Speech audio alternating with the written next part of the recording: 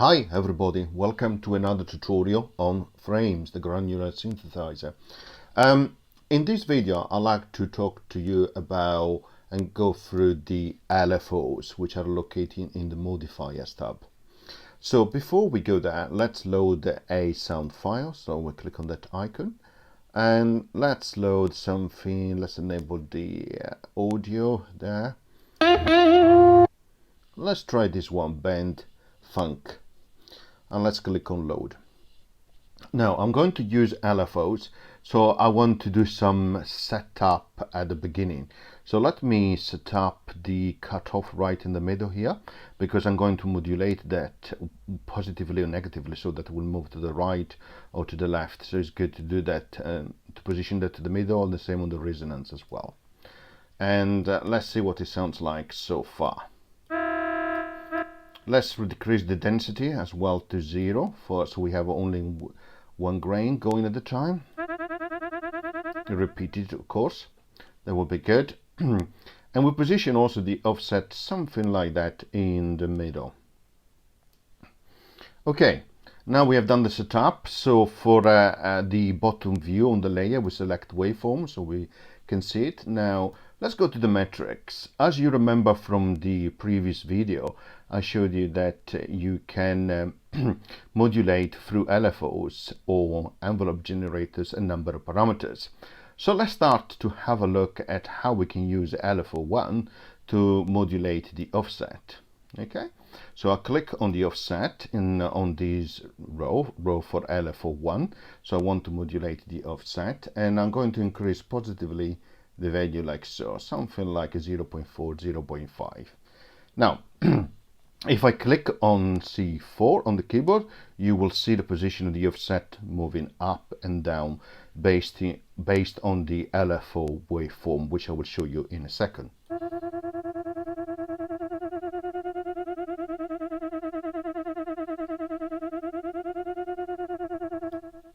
Perfect. If I go to the modifiers, the first LFO is selected, and here is where you can select the other three, so between 1 to 4. So, but let's stick to the first one. We have a waveform which is Sine Wave, and you can see it's moving up and down very slowly. The rate is established here, so we can increase slightly the rate. So you see it moves faster on the screen, and you will see also the offset moving faster here. Let's try.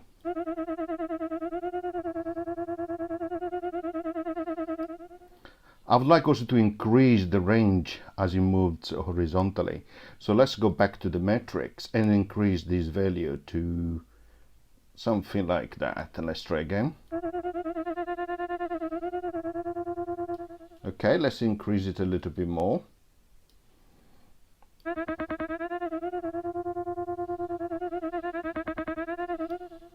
And we can probably afford to increase it a touch more as well.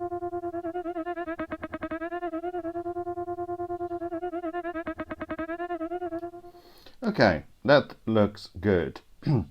Now let me go back to the modifiers tab and let me show you other controls. At the moment it is using a sine wave, which is selected here, and you can see it because when I press on a key, you see it moves horizontally. When it goes to the top or bottom range, it slows down, then slowly picks up again, because that is dictated by the curve here, by the waveform. Slow down there, slow down there, slow down there. We can select a square form, so up and down to the maximum value. And you can see it here, it moves to the top or it moves to the bottom. We can have a sawtooth, so it will grow gradually up and then go back at the beginning. So you can see that in the movement on the waveform itself. Up, up, up. Let's start again, up, up, up. We can have a triangle shape, and this is similar to having a sine wave, with the difference, of course, that this movement is linear, so you will not see decreasing speed on both top and bottom.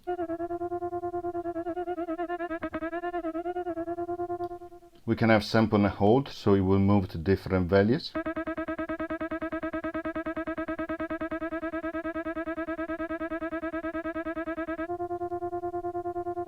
it moves abruptly from one to the other, or we can apply a filter itself. So it will do the same, we'll move from one level to the other, but we'll have a filter. So we'll move gradually between one level to the other.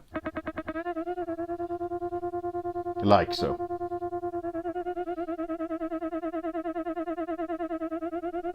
Okay.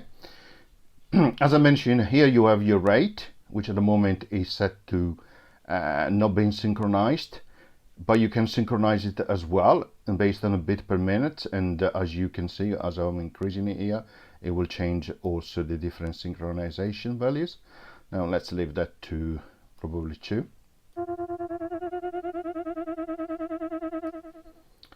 Let's disable sync. Next, let's talk about the phase. As I click on C4, and if I click again and again, the phase does not restart. But if I click the phase to set to key, it will always start from the beginning. And let's move these to the Sine Wave to see it better. See? Always from the beginning. As I click a key, if I set it free, it will continue. The phase will not be affected by pressing a key. And lastly, we have the possibility to include a delay. So before the LFO will take effect on the parameter itself. So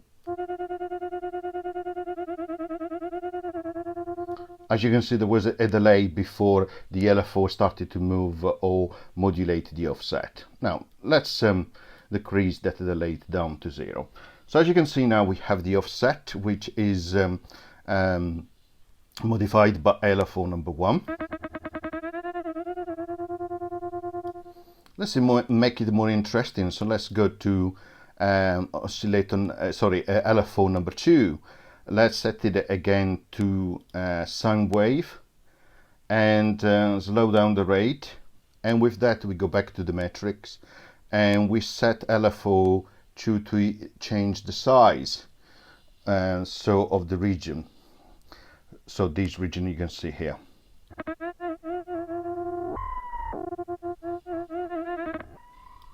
Change it too fast and too much, so let's decrease that.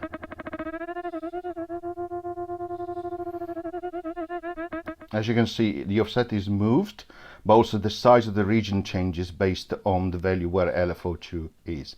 Now let's use LFO3 and let's change the density. Let's set this to max.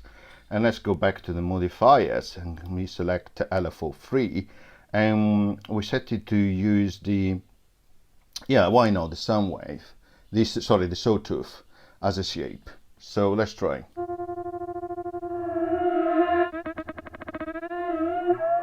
You can hear the effect when all the grains are fired. There's a high number of grains which are fired. At the moment, the controls are set to be fired still evenly. Okay, so what you can see is LFO3 increasing based on a sawtooth shape the density, so you have a lot of grains going out very quickly but spaced evenly. That, as you heard. And lastly, let's use LFO4 in a Sine Wave. Let's decrease a little bit the rate. Let's go back to the metrics and let's set LF4 to change the cutoff and also the resonance, like so.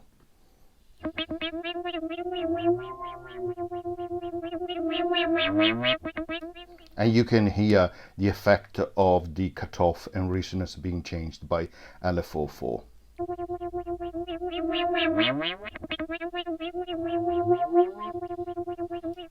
So as you can see, through the modifiers window and the LFO settings, we have used 4 LFOs, all the LFOs which are available, and through LFO1 we are changing the offset, so it will move the starting point of the play left and right.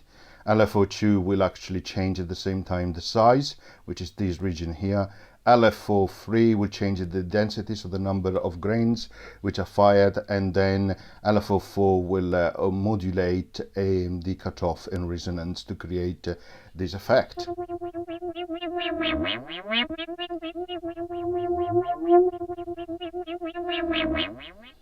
Okay, So I hope you enjoyed. Now you know how to use the LFO controls under the modifier windows. See you next time. Bye.